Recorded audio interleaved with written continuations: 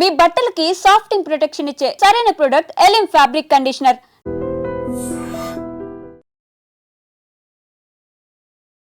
అందరికీ నమస్కారం. Welcome back to iDream media. నేను మీ ఝాన్సీ. చాలా మందిలో మోకాళ్ళ నొప్పులు వస్తూ ఉంటాయి. ఈ మోకాళ్ళ నొప్పులు వచ్చినప్పుడు పెద్దవాళ్ళలో ఏం చేయాలి, రాకుండా ఎలాంటి జాగ్రత్తలు తీసుకోవాలో తెలుసుకుందాము. ప్రస్తుతం అంతా ఉన్నారు ఆయుర్వేద వైద్యంలో 35 ఏళ్ల అనుభవం ఉన్న చిటిబొట్ల మధుసూదన్ శర్మ గారు. నమస్తే సార్. నమస్తే సార్, వయసు రీత్యా వచ్చే వ్యాధులు అని చెప్పుకోవచ్చు. మోకాళ్ళ నొప్పులు కానీ, నడవలేకపోవడం, శక్తి లేకపోవడం, ఇవన్నీ కూడా. ఈ మోకాళ్ళ నొప్పుల్ని మనం ఎంతవరకు అరికొట్టచ్చు?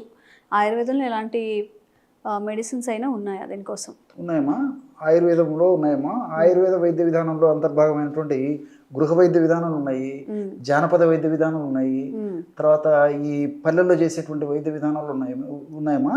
చాలా వైద్యాలు ఉన్నాయమ్మా వీటికి సంబంధించి. సో ఈ మోకాళ్ళ నొప్పుల సమస్య కామన్ ప్రాబ్లం అయిపోయింది.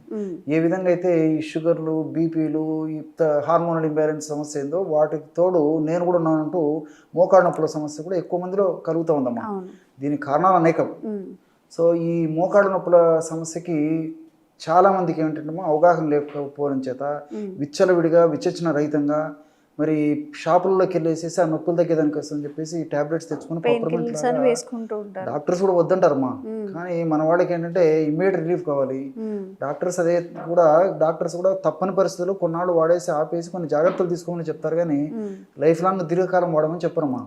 సో తప్పని పరిస్థితులు అయితే ఏదో మరి గత్యంతరమైన పరిస్థితుల్లో సింపుల్ మెడిసిన్స్ సలహా ఇస్తారు, కానీ మన వాళ్ళు ఏంటంటే ఏదో పప్లిమెంట్ లాగా తెచ్చుకోవడం, మింగడం, ఏదో ఆ రోజు గడిచిపోతుంది, సరిపోతుంది, కానీ రేపు భవిష్యత్తు గురించి ఆలోచన చేసేటువంటి వాళ్ళు చాలా తక్కువ అమ్మా. సో ఒక్కసారి ఆధునిక కృత్రిమ రసాయన ఔషధాలు, పెయిన్ కిల్లర్స్ ప్రభావం వల్ల దురదృష్టవశాత్తు అవయవాలు ఏదైనా డ్యామేజ్ అయిపోతే they are called irreversible damages.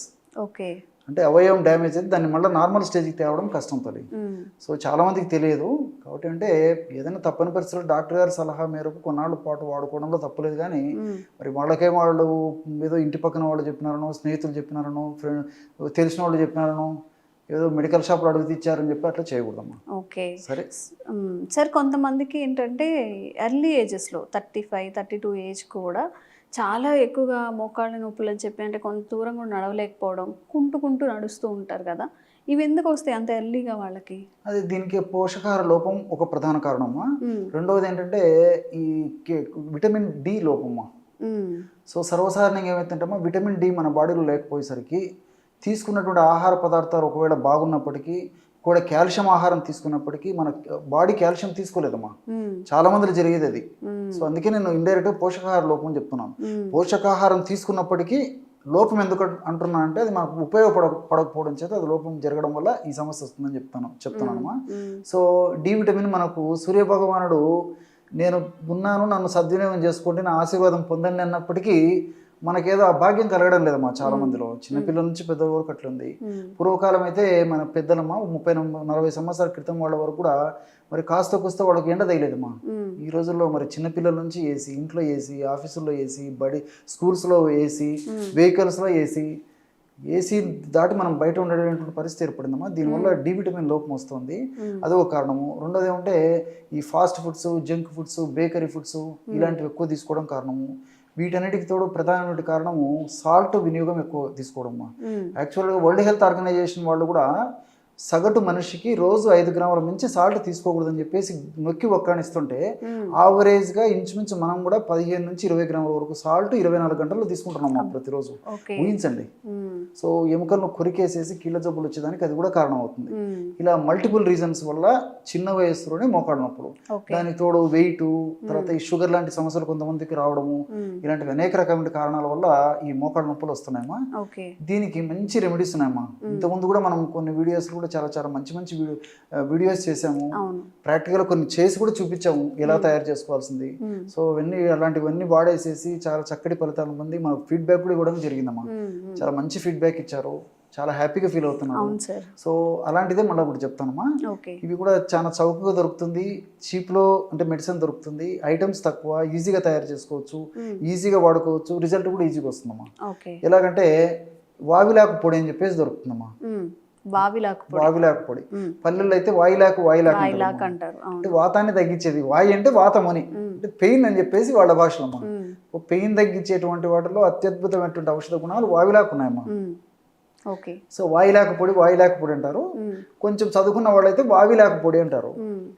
మరి కొంచెము సంస్కృత పరిజ్ఞానం ఉన్నటువంటి వాళ్ళైతే నిర్గుండి చూర్ణం ఉంటారు.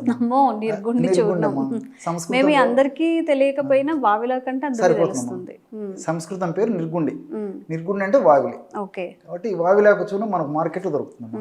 సో ఒక 50 గ్రామ్స్ వావిలాకు చూర్ణం తీసుకోవాలి. అదేవిధంగా శొంఠి పొడి ఒక 5 గ్రాములు, మిరియాల పొడి ఒక 5 గ్రాములు, బెల్లం ఒక 50 గ్రాములు. అన్ని తెలిసినవి తల్లి, దీంట్లో కొత్తవి ఏం లేదు. ఏదో ఇవి రోజుల తరబడి తయారు చేసుకున్న పరిస్థితి లేదు. జస్ట్ మనకు అవగాహన ఉంటే చాలమ్మా, ఈజీగా తయారు చేసుకోవచ్చు. సో వావిలా ఫస్ట్ ఏం చేయాలంటే బెల్లాన్ని దంచేసేయాలమ్మా. 50 గ్రాములు బెల్లం తీసుకొని రోట్లో కానీ లేకపోతే ఏదైనా పొడిలాగా చేసుకుని, ఇప్పుడు బెల్లం పొడి కూడా దొరుకుతుంది. మనసుంటే మార్గం ఉంది. సో బెల్లం పొడి దొరుకుతుందమ్మా, ఇంకా ఈజీ. సో ఒకవేళ లేకపోతే బెల్లం గడ్డ దొరికితే దంచుకొని పొడిలాగా చేసుకోవచ్చు. అందులో 50 గ్రాముల వావిలాకు పొడి, 5 గ్రాముల శొంఠి, 5 గ్రాముల మిరియాలు అంతా కలిపేసేదమ్మా. మేము రోట్లో వేసి మెత్తగా దంచితే ముద్దలాగా అవుతుంది, మిక్సీలో వేసేస్తే పొడిలాగా అవుతుంది.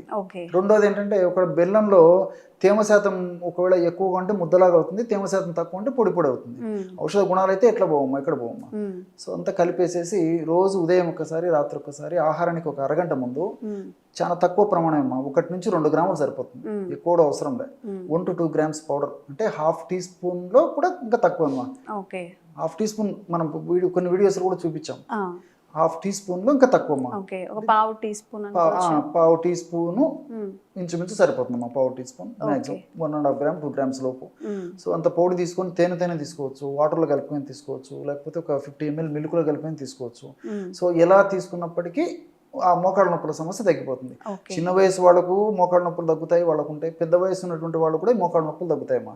ఇంకోటి ఏంటంటే ఆధునికంగా కూడా శాస్త్రీయంగా కూడా ఈ వాగులాకు మీద రీసెర్చ్ జరిగిందమ్మా. ఫ్రిడిలిన్ అని చెప్పేసి ఒక కెమికల్ ఉందంట ఇందులో. ఇది అనాల్జిసిక్ అంటే నొప్పిని తగ్గించేటువంటిది. ఈ ఫ్రిడిలిన్ అనేటువంటి పదార్థం వాయువులో ఉండడం చేత నొప్పిని తగ్గించేటువంటి గుణము, ఆ ఇన్ఫ్లమేషన్ తగ్గించేటువంటి గుణం ఉన్నట్లు రీసెర్చ్ కూడా ప్రూవ్ అయిందమ్మా. దీంతో పాటు లిగ్నాన్స్, గ్లైకోసైడ్స్ ఇలాంటివి అనేక రకాలైన రసాయన పదార్థాలు ప్రత్యక్షంగా పరోక్షంగా ఈ మోకాడు నొప్పులు తగ్గేందుకు చాలా చక్కగా ఉపయోగపడతాయి. కాబట్టి దీర్ఘకాలంగా వాడినప్పటికీ అన్ని సైడ్ బెనిఫిట్స్ ఉంటాయి, ఎలాంటి సైడ్ ఎఫెక్ట్స్ ఉండవమ్మా దీనివల్ల. సో ఒక షుగర్ వ్యాధిగ్రస్తులు, వెయిట్ ఎక్కువ ఉన్నటువంటి వాళ్ళు మాత్రం ఈ బెల్లాన్ని మినహాయించి మిగతా పదార్థాలతో కలిపి ఔషధం తయారు చేసుకుని వాడుకోవచ్చమ్మా. ఎన్ని రోజులు వాడాల్సి వస్తుందండి ఇది? ఎక్కువ రోజులు వాడినా ఏం కదమ్మా, చెప్పాను కదమ్మా.